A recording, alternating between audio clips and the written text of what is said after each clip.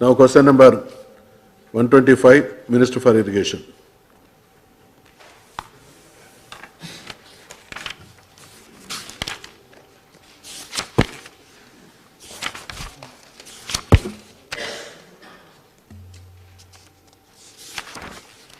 అధ్యక్ష, గౌరవ సభ్యులు వెంకట్రావు గారు అడిగినటువంటి ప్రశ్నకు సమాధానం, భద్రాద్రి కొత్తగూడెం జిల్లాలో ఎత్తిపోతల పథకం గురించి అడిగారు. అధ్యక్ష, భద్రాద్రి కొత్తగూడెం జిల్లాలో 104 ఎత్తిపోతల పథకాలు ఉన్నాయి.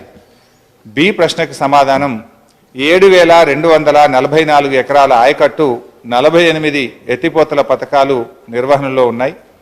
8,126 ఎకరాల ఆయకట్టు 22 ఎత్తిపోతల పథకాలు పాక్షికంగా పనిచేస్తున్నాయి.